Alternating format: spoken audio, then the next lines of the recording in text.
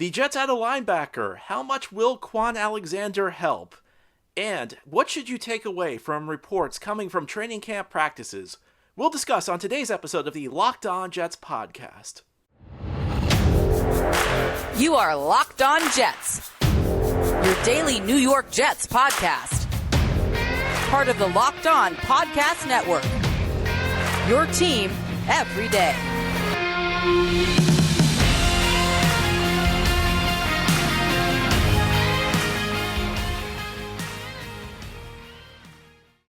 Welcome, this is the Locked On Jets podcast, part of the Locked On Podcast Network, your team every day. It's Friday, July 29th, 2022, and I'm your host, John B. from GanggreenNation.com.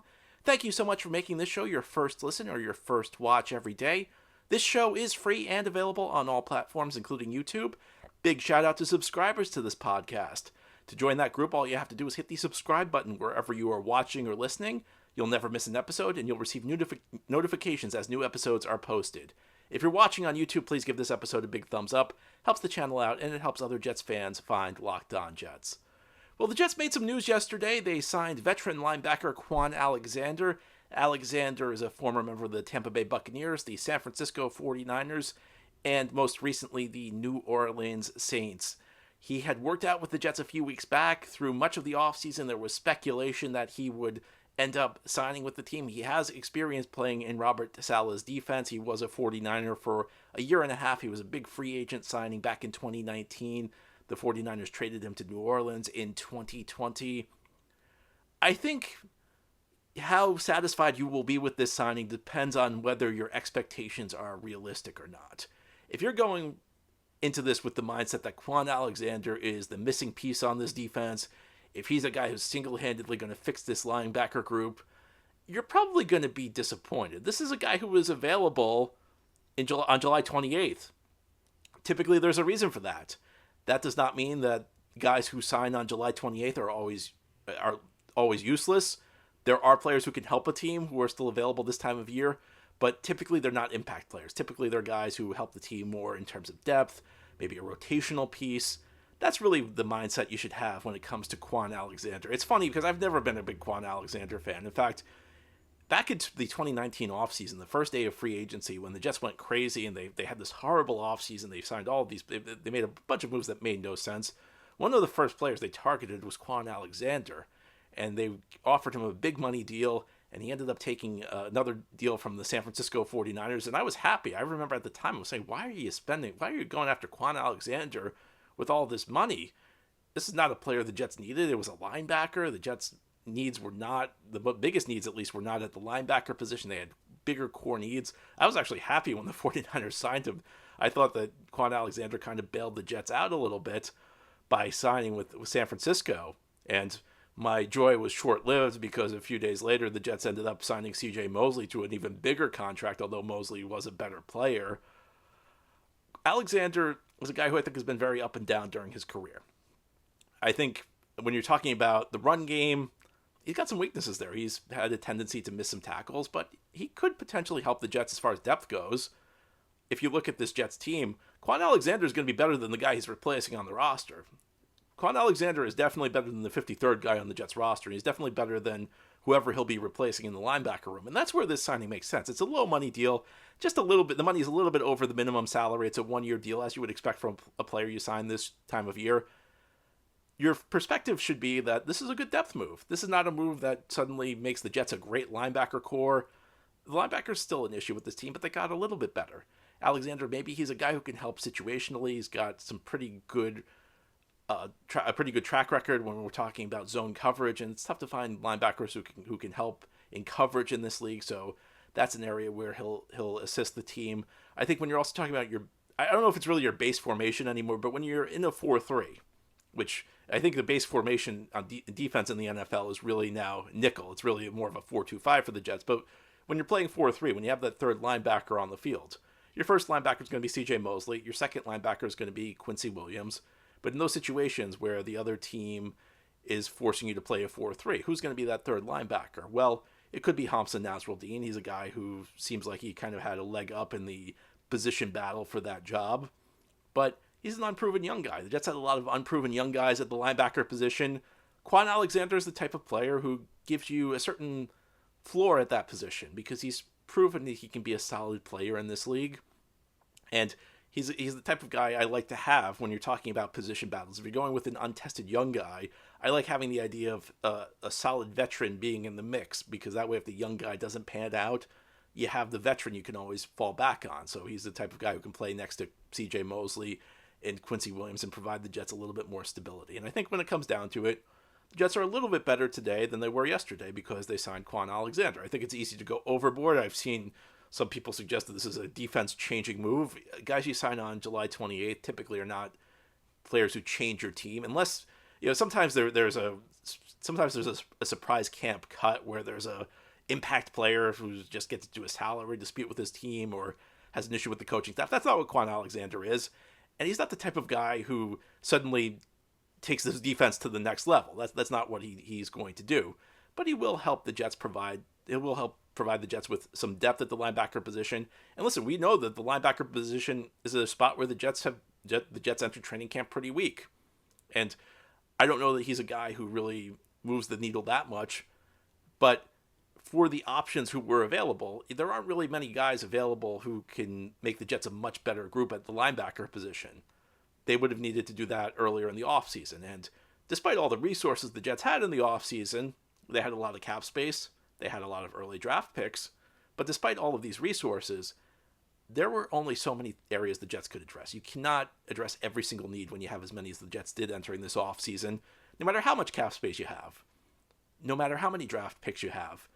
You're going to have to neglect something. So you have to prioritize what areas do you want to fix. The Jets focused on cornerback. They focused a little bit on defensive line. They focused to a certain extent on fixing the offensive line with Lake and Tomlinson. They've added some skill players.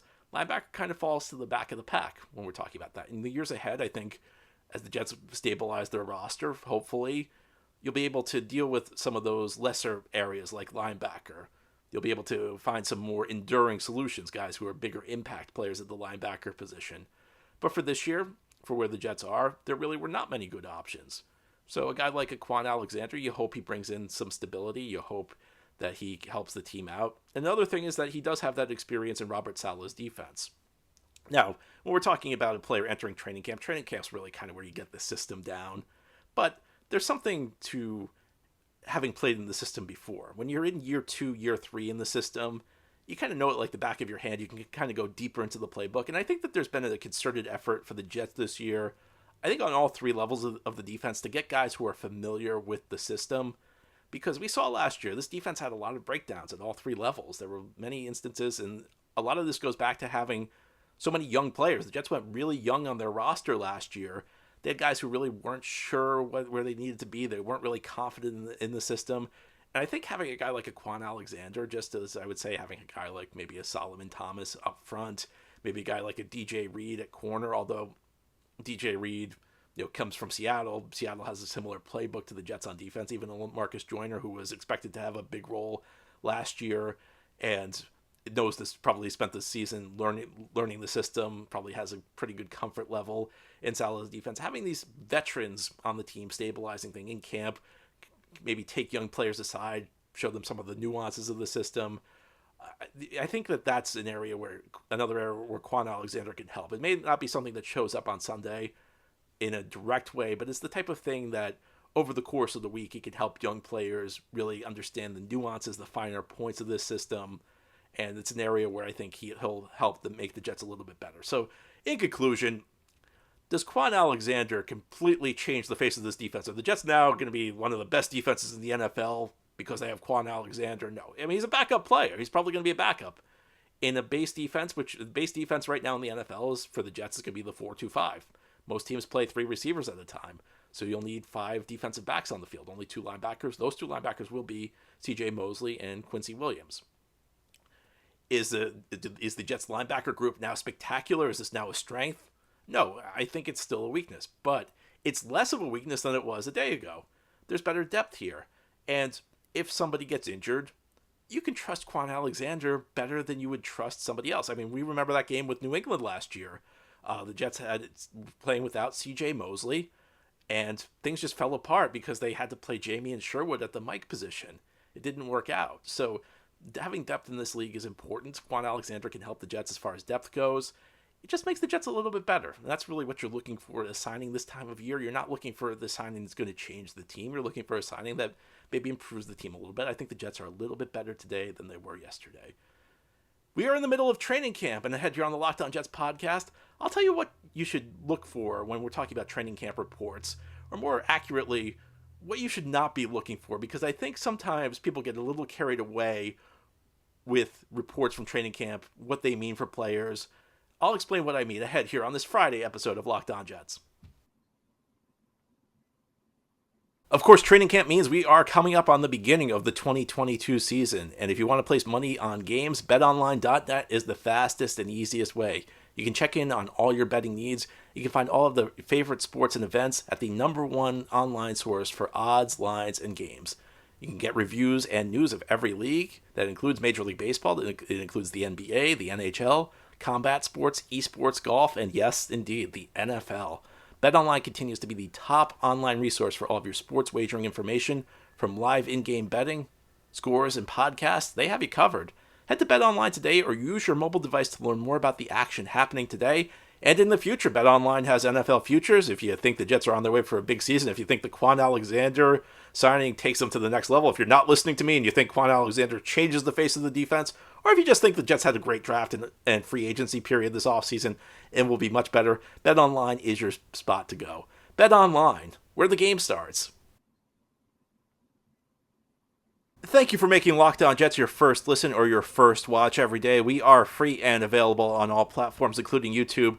It's a very exciting time of year. Training camp practices began this week for the New York Jets, and it's very easy to get carried away with the reports you hear from training camp practices because it's been a few months since we had anything to talk about. So now you have actual football action. The Jets are on the field.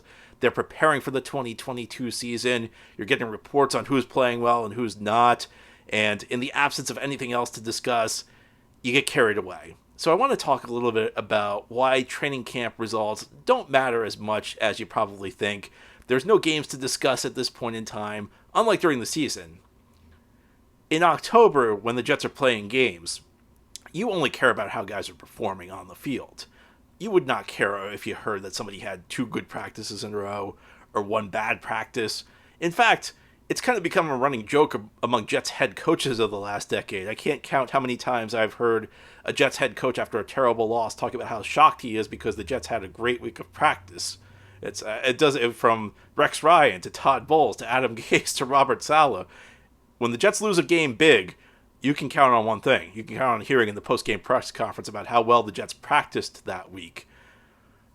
In training camp, though, we have yet to even get to preseason games, so I think there's a tendency to overstate the results of what happens out there.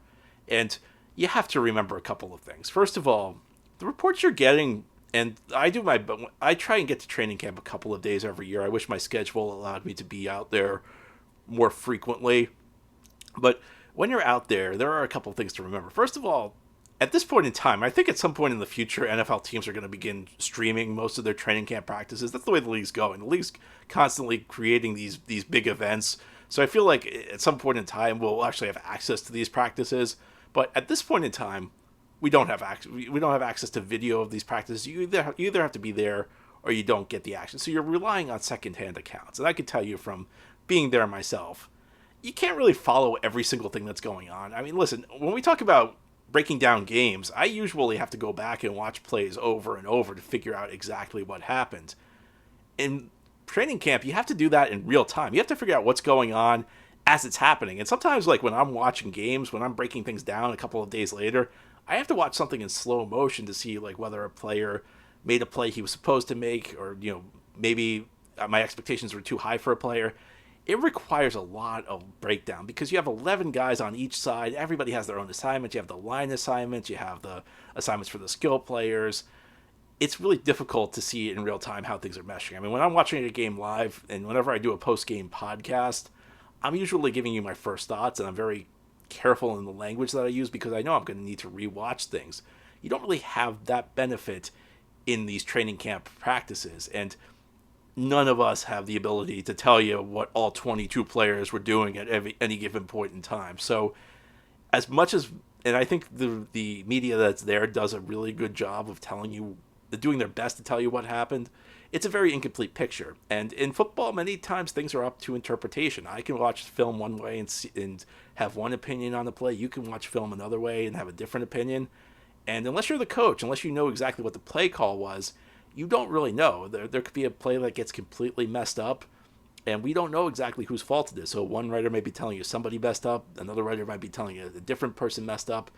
I mean, you can just look at the tweets. You can compare tweets to when that break players down. Some guy may tell you one player had a great day. Another writer may tell you another player had a really tough day. And who's telling the truth? Well, it's a matter of interpretation. So much of this is about interpretation, and we don't get to see this for ourselves. So that's something to consider. Another thing to consider, and this is something I did not appreciate until I actually went to training camp practice myself, you get these updates on plays that are made during these training camp practices.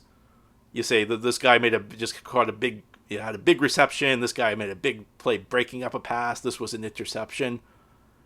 I have to tell you, the plays that get tweeted about by the media that are there, it's usually like 1 out of 10 plays. So even if you're seeing a guy show up constantly in the Twitter feed, you're really not getting a full picture of what that player is producing on any given play. And again, this goes back to the real-time aspect of this. These plays are run one after another after another. I can tell you, when I've been in training camp in the past, when I've tweeted about a play, by the time I've written out my tweet, the next play is about to be run. So you can very easily miss the next play. So you're not getting a full accounting of the play-by-plays, even if you were to say that you're getting an accurate picture. And I go back to what I said about the accurate picture. Sometimes what you're getting is not always completely what happened on a given play, because you also don't have the benefit of replay. You can't go back and watch something 5 times over, and you're usually standing on the sideline, which is not a great view.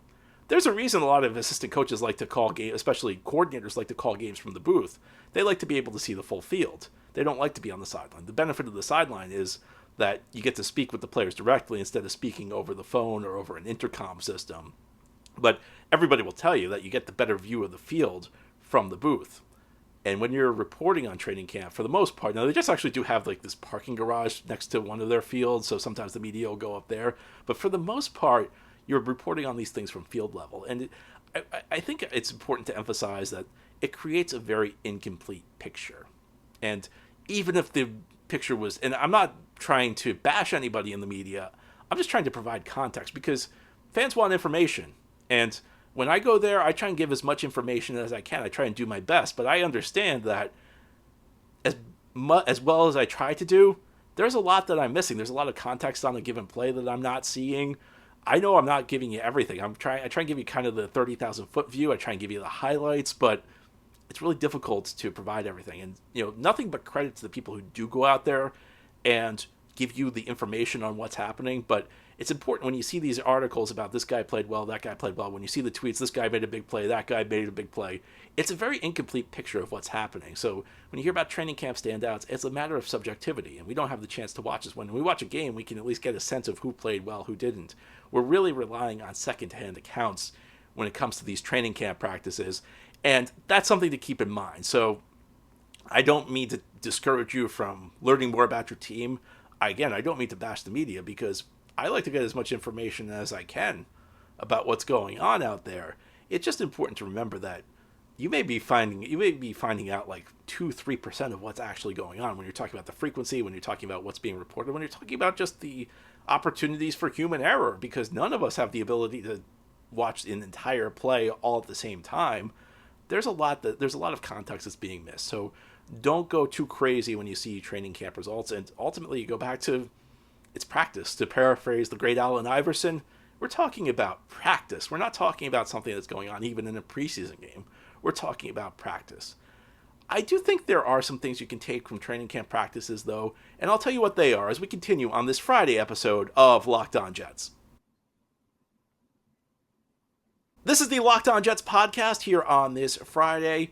We're talking about training camp. In the last segment, I kind of told you to ignore some of the things you hear from these training camp practices. I almost made it sound like these practices completely lack value when it comes to evaluating players. But I don't want to go that far. I do think there are certain things you can learn. The first thing you can learn is how the coaches view players. when you look at the depth chart, when you look at the way players are deployed, is somebody with the first team, is somebody with the second team? We learned on the first day of practice that Mekhi Becton was going to be the right tackle because Jets put Becton at the right tackle spot after telling us all offseason that there would be a training camp battle at the left tackle position. George Fant wasn't even at practice because he was still on the physically unable to perform list. So it kind of gives you an indication about where players stand. Last year, a lot was made out of Denzel Mims not being with the first team. Many of us had him penciled in for a role on the first team offense. After the 2020 season, I thought for sure he was going to be a starter. My question was whether he was going to be the number one receiver or the number two receiver. But there were things that were going on there. Now, sometimes a team uses this to motivate a player, but if a guy was drafted pretty high and is only playing with the third team, that's a sign maybe that guy is not viewed as somebody who's going to help the team as a rookie. So that's something to keep an eye on. And in a very, very broad sense, and I gave you the warnings about reading too much into practice results in the last segment, so I won't go into that. But if you hear consistently, day after day after day, and everybody's telling you this guy's standing out, because as difficult as it is to see everything that's happening, if a guy is constantly making plays and everybody's telling you and it's obvious to everybody, that's something worth keeping an eye on. While being mindful that it is only practice, if a guy is about to have a breakout season, the first place you usually would see it would be on the practice field.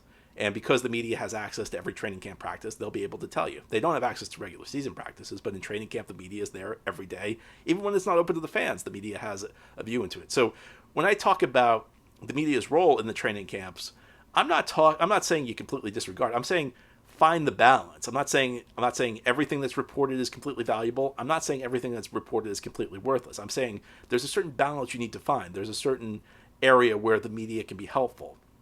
And even if you hear a guy standing out, and I remember 2016, people said that the Jets, there was, especially early in training camp, they had three rookie receivers who were standing out. People said the future of the Jets receiver position is set.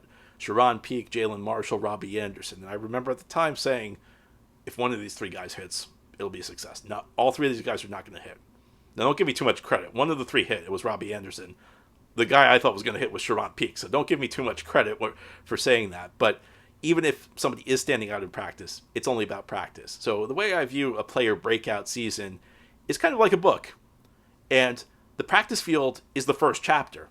But if the first chapter is the only chapter, you're not heading for a breakout season. Now, if that player happens to continue it into the preseason and continues to look good, that's chapter 2. And you say, okay, well, this is continuing. Maybe we've got something here. And if during the preseason training camp continues, he continues to excel in practices, then you say, okay, well, now we're moving forward. And sometimes a guy just continues it into the season. Sometimes he falls off when the real games start and the opponent can game plan for him. But sometimes this continues into the season. And the first place you saw it was at practice. So I think what it comes back to is not making sweeping declarations about a player's about to break out. Because context matters too. If a guy's playing really well against the second team or the third team, well, how's he going to do when he steps up in competition? Maybe he'll do really well, but maybe he won't. It's all about keeping things in perspective. And I think this is one thing NFL fans struggle with and the NFL media struggles with. We're prisoners to the moment too frequently. We see a guy have a good game or a good practice and we declare he's going to break out. It doesn't always happen. Sometimes we need to be a little bit more patient, where we say, okay, maybe there's something there, but I need to see more. This is the first step. It's not the definitive step, it's the first step. So in some ways, these practices can be beneficial to us. They can help us analyze the team. You just have to keep that in perspective. You can't view these practices as the end-all. You just have to view them as the first chapter in the book of the 2022 season. Anyway, that's all for today's episode. This has been the Locked On Jets podcast, part of the Locked On Podcast Network, your team every day. If you enjoy the show, hit that subscribe button. You'll never miss an episode. Please give a 5-star review if you're listening on a podcast source, or a big thumbs up if you're watching on YouTube. Helps the channel out tremendously, and it helps other Jets fans find this podcast. Hope you have a great weekend, everybody. We'll be back next week to talk more Jets.